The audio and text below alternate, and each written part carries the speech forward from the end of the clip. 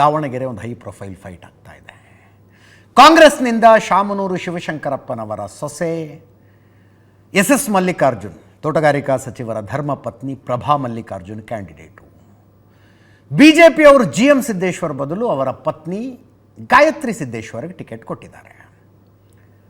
ಎರಡು ಬಲಿಷ್ಠ ಕುಟುಂಬಗಳ ಹೆಣ್ಣು ಮಕ್ಕಳ ಮಧ್ಯದಲ್ಲಿ ಸ್ಪರ್ಧೆ ಆಗಿದೆ ಈ ಸಲ.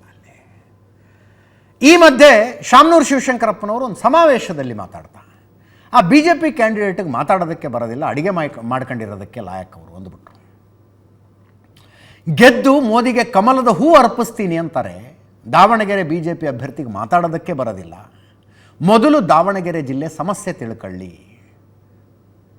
ಅಂಥವ್ರು ಅಡುಗೆ ಮಾಡ್ಕೊಂಡಿರೋದಕ್ಕೆ ಲಾಯಕ್ಕು ಅಂತ ಗಾಯತ್ರಿ ಸಿದ್ದೇಶ್ವರ ಬಗ್ಗೆ ಶಾಮನೂರು ಶಿವಶಂಕರಪ್ಪನವರು ಹೇಳಿದಂಥ ಮಾತು ಕೇಳಿಸ್ಕೊಳ್ಳಿ. ಒಮ್ಮೆ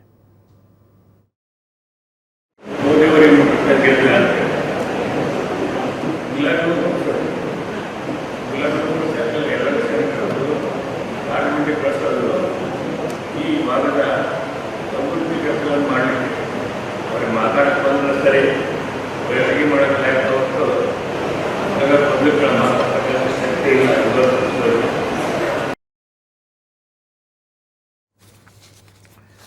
ಯಾರು ಅಡುಗೆ ಮಾಡ್ಕೊಂಡಿರೋದಕ್ಕೆ ಲಾಯಕ್ಕು, ಯಾರು ಕ್ಷೇತ್ರ ಆಳೋದಕ್ಕೆ ಲಾಯಕ್ಕು, ಯಾರು ರಾಜ್ಯ ಆಳೋದಕ್ಕೆ ಲಾಯಕ್ಕು, ಯಾರು ದೇಶ ಆಳೋದಕ್ಕೆ ಲಾಯಕ್ಕು ಕಾಲ ತೀರ್ಮಾನ ಮಾಡುತ್ತೆ. ಬಟ್ ಚುನಾವಣಾ ಪ್ರಚಾರ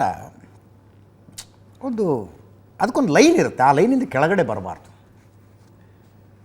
ಯಾರದ್ದೋ ವೃತ್ತಿಯನ್ನು, ಆ ರೀತಿ ವೃತ್ತಿಯನ್ನಾಗಲಿ ಅಥವಾ ಅವರ ಕೆಪಾಬಿಲಿಟಿಯನ್ನಾಗಲಿ ಎಂತೆಂಥವ್ರನ್ನ ಆರಿಸಿದೆ ರೀ ಪ್ರಜಾಪ್ರಭುತ್ವ. ಎಷ್ಟೆಷ್ಟು ಜನ ಅನಿವಾರ್ಯ ಕಾರಣಕ್ಕಾಗಿ ತಮ್ಮ ಹೆಂಡತಿಯನ್ನು ಗೆಲ್ಲಿಸಿ ಗಂಡಂದ್ರೆ ಕೂತ್ಕೊಂಡು ಅಧಿಕಾರ ನಡೆಸಿದ್ದನ್ನು ನೋಡಿಲ್ಲ ನಾವು.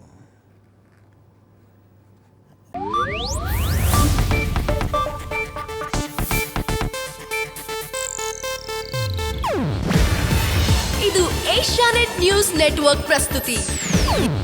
ನೀವು ನೋಡ್ತಿದ್ದೀರಾ ಏಷ್ಯಾನೆಟ್ ಸುವರ್ಣ ನ್ಯೂಸ್.